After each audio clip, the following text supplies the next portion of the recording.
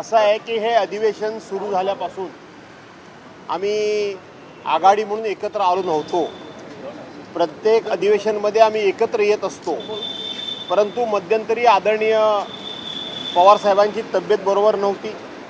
त्याच दरम्यान राज्यसभेवर त्यांची बिनविरोध निवड झाली आणि त्यानंतर पवार साहेबांची अशी इच्छा होती की सर्व महाविकास आघाडीच्या आमदारांना नेत्यांना घेऊन एकत्र बसावं, चर्चा करावी।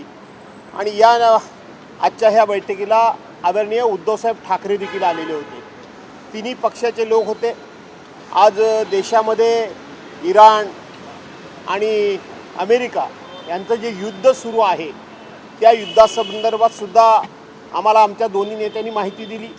त्याचबरोबर आपल्या देशाची भूमिका ही या युद्धासंदर्भात जी असायला पाहिजे होती ती योग्य प्रकारे आहे की नाही याची देखील आम्हाला त्यांनी माहिती दिली।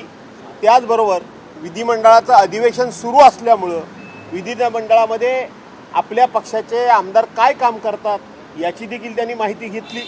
आणि विधिमंडळामध्ये सध्या सातारा प्रकरण असेल किंवा अशोक खरात प्रकरण असेल या संदर्भामध्ये आपल्या महाविकास आघाडीच्या नेत्यांची आणि आमदारांची काय भूमिका असावी या संदर्भात मार्गदर्शन केलं। आता तुम्ही आखाती देशाच्या युद्धासंदर्भात संबंधित आहे, त्याच्यात सगळ्यात जास्त फटका जर बसला तर तो महाराष्ट्र राज्याला बसलेला आहे। कारण शेती उत्पादन वस्तू असतील किंवा मग गॅसचा तुटवडा असेल, सगळ्या परिस्थिती जी आहे ती महाराष्ट्रात अत्यंत बेताची चाललेली आहे। आणि अशा सगळ्या परिस्थितीवर नेमकी काय चर्चा झाली, यावर राज्य सरकारची भूमिका नेमकी काय असलं पाहिजे होती? असं आहे की भारत सरकारनं अमेरिकेबरोबर जो करार केला तो करारच मुळात शेतकरी विरोधी आहे। शेतकरी विरोधी तो करार आहे आणि त्याच्यातच हा युद्ध झालेला आहे। त्यामुळं त्याचा फटका संपूर्ण देशाला बसतोय, त्याचबरोबर तो अधिक महाराष्ट्राला बसतोय, हे काही नाकारायचं कारण नाही। परंतु राज्यकर्त्यांच्याकडे जी दूरदृष्टी असायला पाहिजे। राज्यकर्त्यांनी विरोधी पक्षाबरोबर सल्लामसलत करून काही निर्णय करावे लागतात।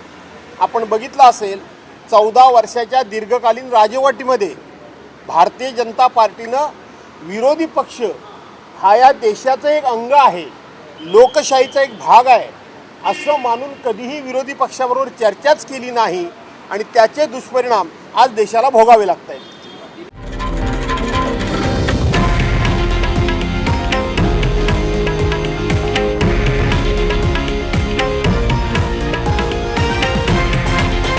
हे आहे देशातील नंबर 1 न्यूज नेटवर्क आणि आपण पाहत आहात TV9 मराठी, एकमेव।